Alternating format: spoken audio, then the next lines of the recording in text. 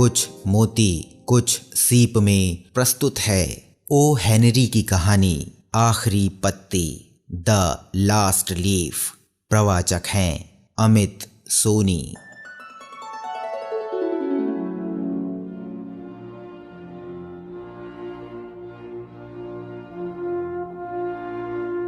Washington चौक के पश्चिम की ओर एक छोटा सा मोहल्ला है जिसमें टेढ़ी मेढ़ी गलियों के जाल में कई बस्तियां बसी हुई हैं।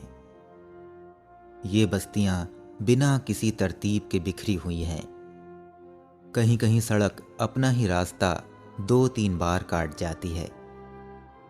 इस सड़क के संबंध में एक कलाकार के मन में अमूल्य संभावना पैदा हुई कि कागज़, रंग और कैनवास का कोई व्यापारी यदि तकादा करने यहाँ आए तो रास्ते में उसकी अपने आप से ही मुठभेड़ हो जाएगी और उसे एक पैसा भी वसूल किए बिना वापस लौटना पड़ेगा। इस टूटे फूटे और विचित्र ग्रीनविच ग्राम नामक मोहल्ले में दुनिया भर के कलाकार आकर एकत्रित होने लगे।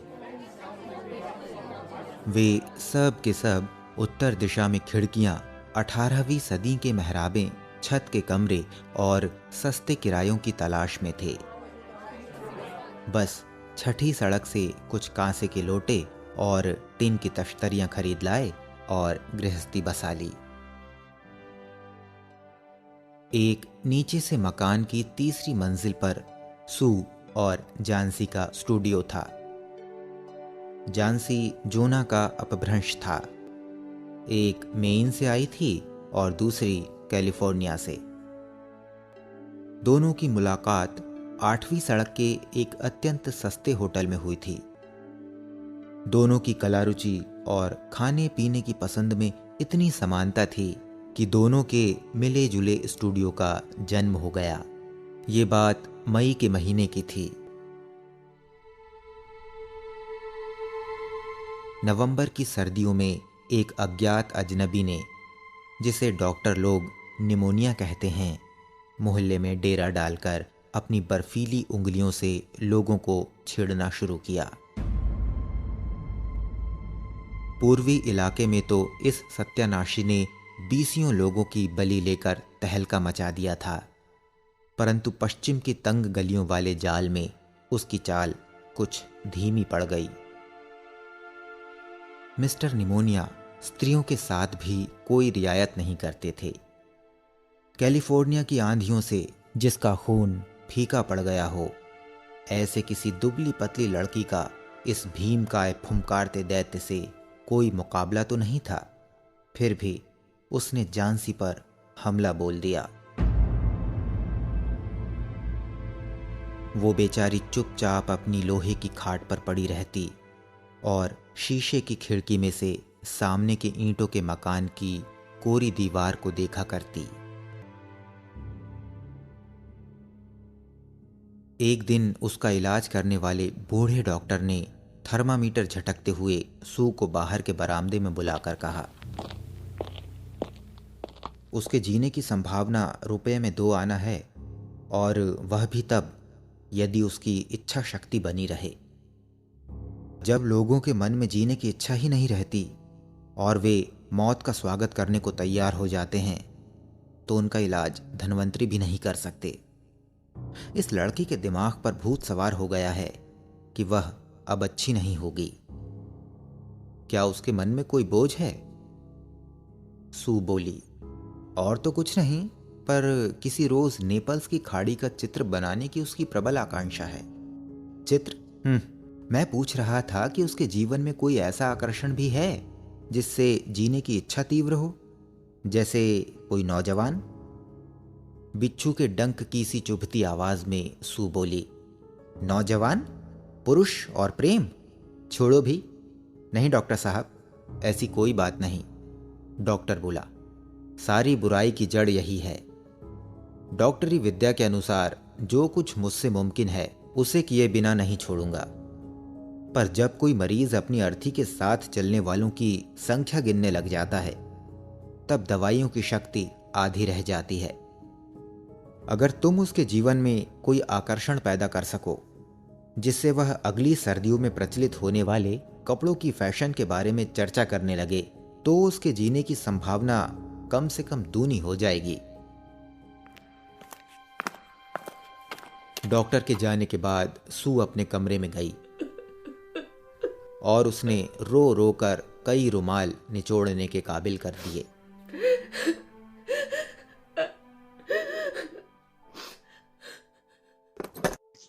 कुछ देर बाद चित्रकारी का सामान लेकर वह सीटी बजाती हुई जानसी के कमरे में पहुंची।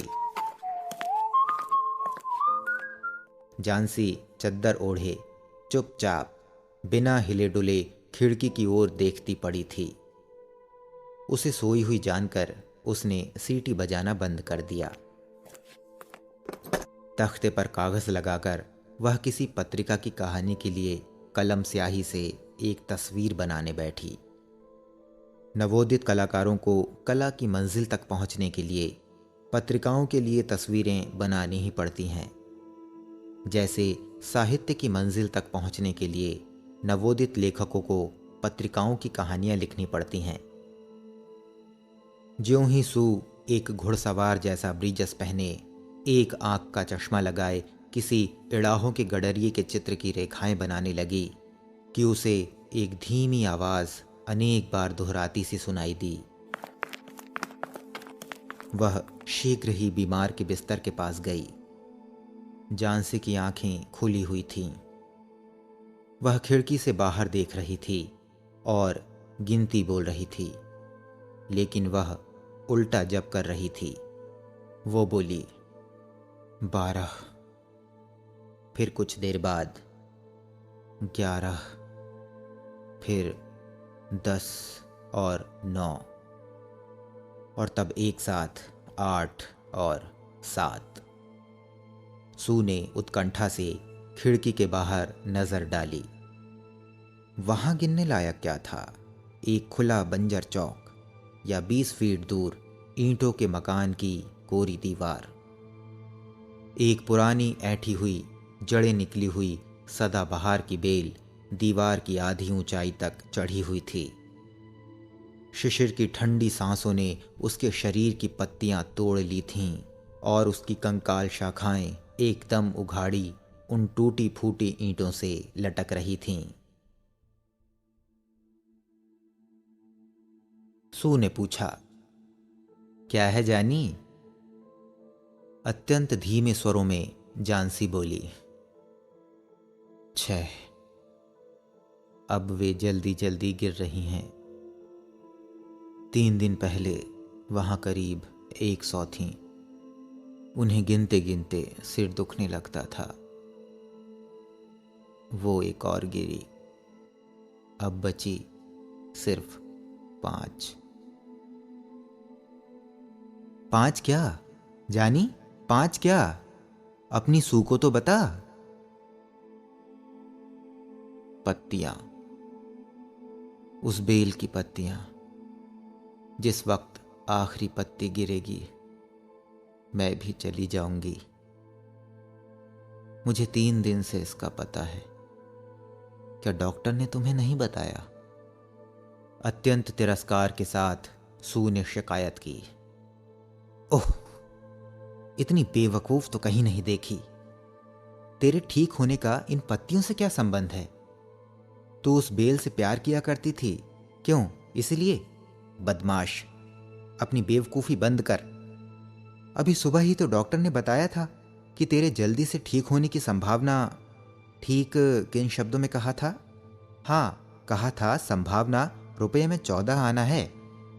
और न्यूयॉर्क में जब हम किसी टैक्सी में बैठते हैं या किसी नई इमारत के पास से गुजरते हैं, तब भी संभावना इससे अधिक नहीं रहती। अब थोड़ा शोरबा पीने की कोशिश कर और अपनी सू को तस्वीर बनाने दे, ताकि उसे संपादक महोदय के हाथों बेचकर वो अपनी बीमार बच्ची के लिए थोड़ा दवा दारू और अपने खुद के पेट के लिए कुछ रोटी पानी ला सके।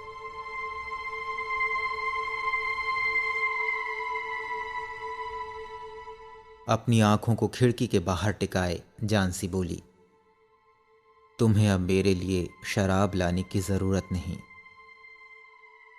वो एक और गिरी। नहीं, मुझे शोरबे की भी जरूरत नहीं। अब सिर्फ 4 रह गई। अंधेरा होने से पहले उस आखिरी पत्ती को गिरते हुए देख लूं, बस फिर मैं भी चली जाऊंगी। सू उस पर झुकती हुई बोली, प्यारी जानसी, तुझे प्रतिज्ञा करनी होगी कि तू आंखें बंद रखेगी और जब तक मैं काम करती हूं खिड़की से बाहर नहीं देखेगी। कल तक यह तस्वीर पहुंचा देनी है। मुझे रोशनी की जरूरत है, वरना अभी खिड़की बंद कर देती। जानसी ने रुखाई से पूछा, क्या तुम दूसरे कमरे में बैठकर तस्वीरें नहीं बना सकती? सू ने कहा, मुझे तेरे पास ही रहना चाहिए। इसके अलावा मैं तुझे उस बेल की तरफ देखने देना नहीं चाहती। किसी गिरी हुई मूर्ति की तरह निश्चल और सफेद अपनी आंखें बंद करती हुई जानसी बोली, काम खत्म होते ही मुझे बोल देना, क्योंकि मैं उस आखिरी पत्ती को गिरते हुए देखना चाहती हूं। बाट जोहते जोहते हैरान हो गई, सोचते सोचते थक गई। अब अपनी हर पकड़ को ढीला छोड़ना चाहती हूं और उन बेचारी थकी हुई पत्तियों की तरह तैरती हुई नीचे नीचे नीचे चली जाना चाहती हूं। सू ने कहा, तू सोने की कोशिश कर। मैं खान के मजदूर का मॉडल बनने के लिए उस बहरमैन को बुला लाती हूं। अभी 1 मिनट में आई। जब तक मैं नहीं लौटूं तू हिलना मत। बूढ़ा बहरमैन उनके नीचे ही एक कमरे में रहता था। वह भी एक चित्रकार था। उसकी उम्र 60 साल से भी अधिक थी। उसकी दाढ़ी माइकल एंजेलो की तस्वीर के मोजेस की दाढ़ी की तरह किसी बदशक्ल बंदर के सिर से किसी भूत के शरीर तक लहराती मालूम पड़ती थी। बेहरमैन एक असफल कलाकार था। 40 वर्षों से वह साधना कर रहा था, लेकिन अभी तक अपनी कला के चरण भी नहीं छू सका था। वो हर तस्वीर को बनाते समय यही सोचता कि यह उसकी उत्कृष्ट कृति होगी, पर कभी भी वैसी बना नहीं पाता। इधर कई वर्षों से उसने व्यावसायिक या विज्ञापन चित्र बनाने के सिवाय यह धंधा ही छोड़ दिया था। उन नवयुवक कलाकारों के लिए मॉडल बनकर जो किसी पेशेवर मॉडल की फीस नहीं चुका सकते थे, वो आजकल अपना पेट भरता था। वो ज़रूरत से ज़्यादा शराब पी लेता और अपनी उस उत्कृष्ट कृति के विषय में बकवास करता जिसके सपने वह संजोता था। वैसे वो बड़ा खूंखार बुढ़ा था जो नम्र आदमियों की जोरदार मजाक उड़ाता और अपने को इन दोनों जवान कलाकारों का पहरेदार कुत्ता समझा करता। सू ने बहरमैन को अपने अंधेरे अड्डे में पड़ा पाया। उसमें से बेर की गुठलियों सी गंध आ रही थी। एक कोने में वह कोरा कैनवास खड़ा था जो उसकी उत्कृष्ट कलाकृति की पहली रेखा का अंकन पाने की 25 वर्षों से बाट जोह रहा था। उसने बूढ़े को बताया कि कैसे जानसी उन पत्तों के साथ अपने पत्ते जैसे कोमल शरीर का संबंध जोड़कर उसके समान बह जाने की भयभीत कल्पना करती है और सोचती है कि उसकी पकड़ संसार पर से ढीली हो जाएगी। बूढ़े बहरमैन ने इन मूर्ख कल्पनाओं पर गुस्से से आंखें निकालकर अपना तिरस्कार व्यक्त किया। वो बोला, क्या कहा? क्या अभी भी दुनिया में ऐसे मूर्ख भी हैं जो सिर्फ इसलिए कि एक उखड़ी हुई बेल से पत्ते झड़ रहे हैं अपने मरने की कल्पना कर लेते हैं? मैंने तो ऐसा कहीं नहीं सुना। मैं तुम्हारे जैसे बेवकूफ पागलों के लिए कभी मॉडल नहीं बन सकता। तुमने उसके दिमाग में इस बात को घुसने ही कैसे दिया? अरे बेचारी जानसी, सू ने कहा। वो बीमारी से बहुत कमज़ोर हो गई है और बुखार के कारण ही उसके दिमाग में ऐसी अजीब अजीब कलुषित कल्पनाएं जाग उठी हैं। अच्छा बूढ़े बहरमैन, तुम अगर मेरे लिए मॉडल नहीं बनना चाहते तो मत बनो, हो तो आखिर उल्लू के पट्टे ही। बेहरमैन चिल्लाया। तू तो लड़की की लड़की ही रही। किसने कहा कि मैं मॉडल नहीं बनूंगा? चल मैं तेरे साथ चलता हूं। आधे घंटे से यही तो झींक रहा हूं कि भाई चलता हूं चलता हूं। लेकिन एक बात कहूं, यह जगह जानसी जैसी अच्छी लड़की के मरने के लायक नहीं है। किसी दिन जब मैं अपनी उत्कृष्ट कलाकृति बना लूंगा तब हम सब यहां से चले चलेंगे, समझी? हाँ। जब वे लोग ऊपर पहुंचे तो जानसी सो रही थी। सू ने खिड़कियों के पर्दे गिरा दिए और बेहरमैन को दूसरे कमरे में ले गई। वहां से उन्होंने भयभीत दृष्टि से खिड़की के बाहर उस बेल की ओर देखा। फिर उन्होंने बिना एक भी शब्द बोले एक दूसरे की ओर देखा। अपने साथ बर्फ लिए हुए ठंडी बरसात गिर रही थी। एक केटली को उल्टा करके उस पर नीली कमीज में बेहरमैन को बिठाया गया, जिससे वो चट्टान पर बैठे हुए किसी खान के मजदूर का मॉडल बन जाए।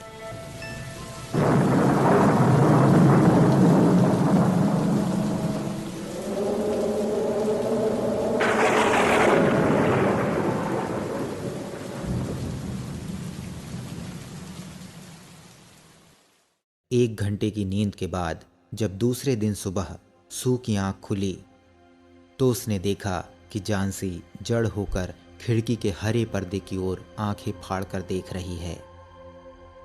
सुरसुराहट के स्वर में उसने आदेश दिया, पर्दे उठा दे, मैं देखना चाहती हूं। विवश होकर सू को आज्ञा माननी पड़ी।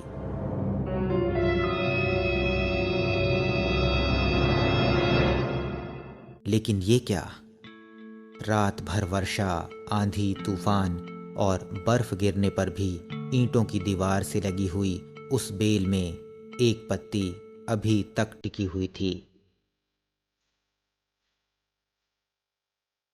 उस बेल की वो आखिरी पत्ती थी।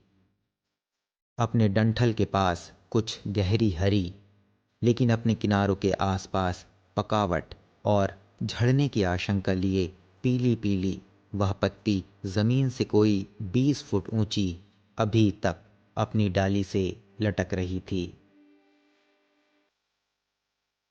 जानसी ने कहा, यही आखिरी है। मैंने सोचा था कि रात में यह जरूर गिर जाएगी। मैंने तूफान की आवाज भी सुनी। खैर कोई बात नहीं, ये आज गिर जाएगी और उसी समय मैं भी मर जाऊंगी। तकिए पर अपना थका हुआ चेहरा झुकाकर सू बोली, क्या कहती है पागल? अपना नहीं तो कम से कम मेरा तो ख्याल कर। मैं क्या करूंगी? पर जानसी ने कोई जवाब नहीं दिया। इस दुनिया की सबसे अकेली वस्तु यह आत्मा है जब वो अपनी रहस्यमयी लंबी यात्रा में जाने की तैयारी में होती है। ज्यों-ज्यों संसार और मित्रता से बांधने वाले उसके बंधन ढीले पड़ते गए, त्यों-त्यों उसकी कल्पना ने उसे और अधिक जोर से जकड़ना शुरू कर दिया। दिन बीत गया और संध्या के क्षीण प्रकाश में भी दीवार से लगी हुई बेल से लटका हुआ वह आखिरी पत्ता उन्हें दिखाई देता रहा।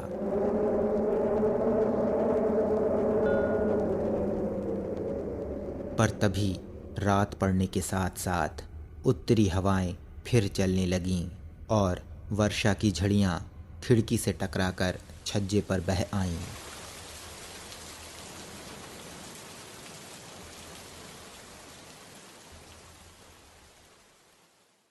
रोशनी होते ही निर्दयी झांसी ने आदेश दिया कि पर्दे उठा दिए जाएं। बेल में पत्ती अब तक मौजूद थी। झांसी बहुत देर तक उसी को एकटक देखती रही। उसने सू को पुकारा, जो चौके में स्टोव पर मुर्गी का शोरबा बना रही थी। झांसी बोली, सूडी, मैं बहुत ही खराब लड़की हूँ। कुदरत की किसी शक्ति ने उस अंतिम पत्ती को वहीं रोककर मुझे यह बता दिया कि मैं कितनी दुष्ट हूँ। इस तरह मरना तो पाप है। ला, मुझे थोड़ा सा शोरबा दे और कुछ दूध में शहद मिलाकर ला दे। पर नहीं, उसके पहले मुझे शीशा दे और मेरे सिरहाने कुछ तकिए लगा, ताकि मैं बैठे बैठे तुझे खाना बनाते हुए देख सकूं।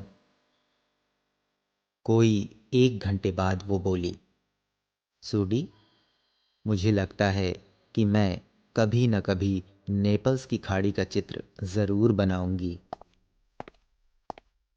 शाम को डॉक्टर साहब फिर आए। सू कुछ बहाना बनाकर उनसे बाहर जाकर मिली। सू के दुर्बल कांपते हाथों को अपने हाथों में लेकर डॉक्टर साहब बोले, अब संभावना 8 आना मानी जा सकती है। अगर परिचर्या अच्छी हुई तो तुम जीत जाओगी। और अब मैं नीचे की मंजिल पर एक दूसरे मरीज को देखने जा रहा हूँ। क्या नाम है उसका? बहरमैन। शायद कोई कलाकार है। निमोनिया हो गया है। अत्यंत दुर्बल और बूढ़ा आदमी है और झपट जोर की लगी है। बचने की कोई संभावना नहीं। आज उसे अस्पताल भिजवा दूंगा, वहाँ आराम ज़्यादा मिलेगा। दूसरे दिन डॉक्टर ने सू से कहा, झांसी अब खतरे से बाहर है। तुम्हारी जीत हुई।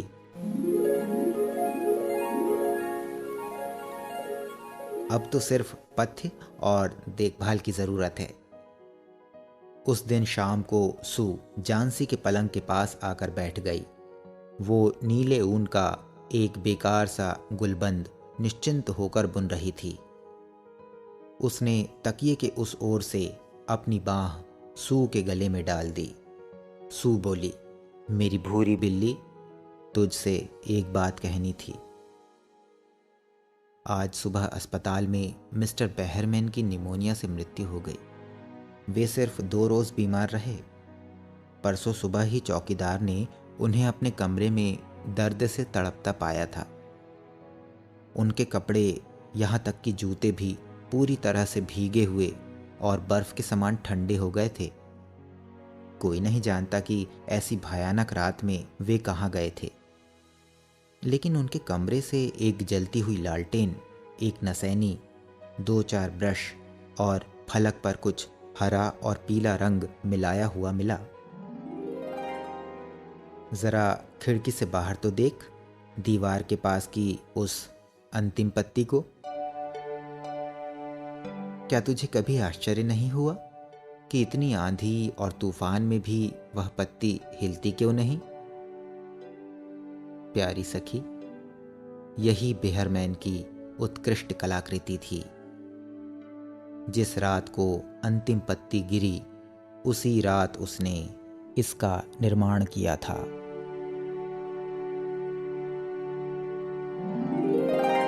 ये थी ओ हेनरी की कहानी, आखिरी पत्ती, द लास्ट लीफ। प्रवाचक थे अमित सोनी।